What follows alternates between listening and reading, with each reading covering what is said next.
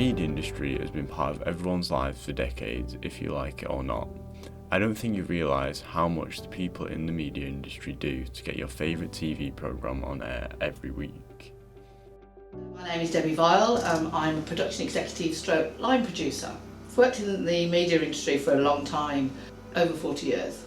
I sort of started out working on Gadget Show and Fifth Gear for Channel 5. I then left there and I've since become a sort of blue light queen. I worked on Surgeons, Children's Hospital in Birmingham, Ambulance, and I've just delivered 10 nurses programmes for UK TV, and I'm currently doing Motorway Cops in the US. So my name is Phil McDonald. I'm a lecturer in media production and also a camera operator and filmmaker. I've worked in media for probably about 12 years, nearly 13 years. Starting off as a runner, I'm working my way up now to producer-director. I'm John Fraser and I'm a full-time lecturer in media. I worked in industry for about 25 years and I've been teaching for the last 15. And I worked in ad agencies for about 10 years, and our ad agency, Phoenix Advertising, won Advert of the Year award for a graduate recruitment campaign for Asda. When creating a TV show, it isn't taken lightly. Depending on what the TV programme company is making, depends on how many people they need to work on the show.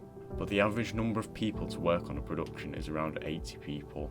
That's all the way from the runners, to editors, to executive producers. There are so many people that put all their time and effort into creating TV shows for the public, and majority of the time have no recognition for it. Hi, my name's Chris Heath and I am a screenwriter and an executive producer in television.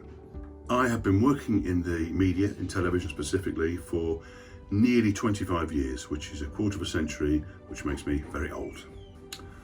I would say that my proudest moment in working in the media is probably winning an award for the children's show that I wrote and created for Milkshake, called The World According to Grandpa. We won a broadcast award for that, and little Alex Horn from Taskmaster was hosting the award, and he sang the theme tune as we all walked up and got the award. And all the different people I'd worked with over the years were there watching us win this award, and it was a very nice feeling in the room. My proudest moment is when I was 22, 23. I had a short film in Cannes Film Festival, and it was a short film that I self-produced, paid for myself. I was working in a cafe part-time. It was in third year university, and I got all the way to Cannes Film Festival. That's really my proudest moment. I don't really know what made me want to. I've just always wanted to, and then left school, went to college and did media studies in college and film studies. I just really enjoyed it. The impact that my particular job has as a creator and as a creative is that if I do my job right, then I'm creating work for lots of other people in different areas of the industry. So if I create a show and I'm able to get that commissioned, then I've created work for camera operators and for editors and for directors and for producers. So if I've done my job right, I'm creating shows that make work for people. The worst part of my job, certainly in the media, is as a freelancer, is that fear that you're going to have a few months where you're not getting much away. I mean, I've been quite lucky in that I've only ever had a few little months here and there where there's not much work coming in, but when it does, you're worried that it's going to dry up. And certainly at the moment, BEC2, the TV union, has just announced a state of emergency for freelancers because there's not that much work around, which seems crazy because of the amount of stuff that streaming shows are producing. But in terms of factual entertainment, with the way broadcast television's going, that's the worst part of the job, is the impermanence and the uncertainty. Commuting, the driving. So with like camera work, you could be anywhere in the country, up and down the country, or even abroad. And it's probably the commute, the driving, the long hours. If you do a 12-hour shoot, which at most shoots are 12 hours, you've got a 2-hour commute to the location. That's an extra 4 hours added onto your 12. So that's probably the worst part of things, is the commuting. But I found the long hours and the travelling was getting a bit too much as I was progressing in my career, which is why I teach now. But we've recently won a inter-college skills competition in media, so it's probably the best part of my job, teaching now. In the media industry, there are so many different jobs that create a final outcome of a TV show or a documentary. Saying this, there are too many people and not enough jobs, as there is not enough recognition in the industry for people to invest in or create a business around, meaning less and less jobs for people, but still a high demand in TV programmes. Wherever you go and you see a video or a photograph, multiple people have put hard work into perfecting that photo or video to show to the public, and ordinary people have no idea what the process is for anything to get to a stage where it can be shown to the public. If there was one thing I could change about the media industry, I think I would make it less afraid, more willing to embrace change or innovation or stuff that hasn't been done before. Often when you're trying to get a show commissioned or a documentary commissioned or anything at all, people worry, they think, oh, I'm not sure if people will watch it because we've not seen something like that before. So you often have to make it sound like something that does exist already, so it's not too much of a leap to expect people might come to it and watch it. So if I could change one thing, it would be to make the whole industry more willing to embrace the new. Probably change entry-level jobs. I don't think they should be called entry-level jobs because they're just jobs at the end of the day, regardless of what level they are. There's a lot of kind of pressure, I think, on 18, 19-year-olds or students that leave university or college to go in and get a job. You go and get a runner and make cups of tea.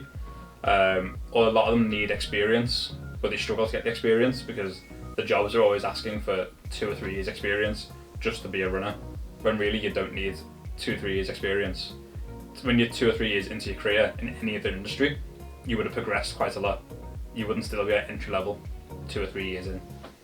The best part of my camera work is the fact that I really enjoy it. I absolutely love it. Every day, wake up, I've got a shoot on in the morning, I have to get up early.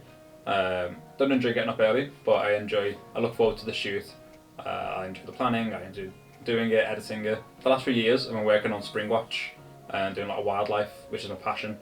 So getting paid to do something that you love is probably the best part of my job. The best part of my job is that we get to play for a living. There's lots of grown-up things and planning and scheduling and budgeting and all of that stuff. That's part and parcel of my job. But the most fun part is getting to play, getting to create, getting to sit in a room with lots of other creative people and kick ideas around until we've got the best possible idea. So it's about creativity and about collaborating with like-minded creatives and smart people. That's the best part of the job.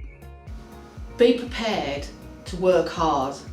Be prepared to listen to your colleagues who, if you do, will help you get on. Networking is the best thing in telly. It is doing a good job somewhere and you will get on. People will notice you. But you may be making teas and coffees, but that can lead to something else. And I know I've given so many people their first job in TV, and as long as you just knuckle down and do it, you'll get on. My advice would be to get experience. Yeah, go out and film things. If you want to be a camera operator, get a camera or your phone camera, go out and film things, bring them in, edit it. You can get decent software for free now, editing software, make films, make things. If you want to be a lighting operator, light situations, buy your own lights, start playing around with it in your own time. Literally, get experience in whatever field you want to go into.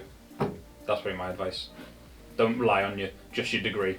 I would say your degree qualification will get you the interview, but your experience will get you the job. Networking, it's not something that comes natural to most people. You have to do it. You have to bite the bullet and speak to people, go up to them, speak to them face to face, email them, question them, make that contact, that little black book, because that's what makes you valuable in workplaces, in industries. Your little black book of contacts of, I need a director, I know a few. I need a camera operator, I know a few. I need a lighting person, I need a sound person. Here's a few numbers. Build up the contacts and networks. If I had to give some advice to someone who wanted to work in the industry, I would say, keep at it. Don't take no for an answer. Make yourself useful. If you get a running job, make yourself indispensable. Those first few weeks, or that 4-week stint that you're working somewhere, you have work experience, make yourself indispensable. Be the person they remember for being nothing's too much trouble. because that will stand you in such good stead where they think, who should we get in to do this other job? Oh, I tell you who was really good, that intern who came and did some great stuff for us. So make yourself noticed for the right reasons. Media students in college and university are some of the only people that have seen what it takes to create a product. The majority of people that go into the media industry have people in the family, usually parents that have worked in the media industry in the past, giving them the idea to work in the industry in the first place.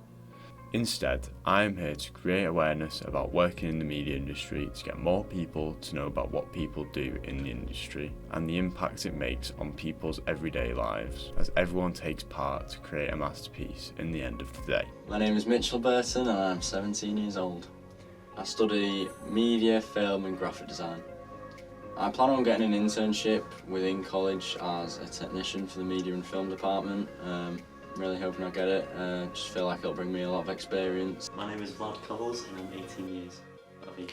I study level 3 media. Ever since I've discovered like the background of media, I just fell in love with it. It became one of my biggest passions and really hope I can get a job around it in the future. I'd quite like to go into film editing or video editing in some sort of way. You know, maybe like a short film company where I just edit the clips, or cameraman doesn't sound like too bad of a job to me. So yeah, definitely something to do with like filmmaking. I made a short film called Lost, and it was like a one-man thing because I kind of wanted to prove that one person could make a film. He could act in it, he could edit it, he could film it, and it could still be a pretty good film. I've done promotional material for a shop and I've done many films. My last year's final major project was I got to be creative with a shop advert that I had to make.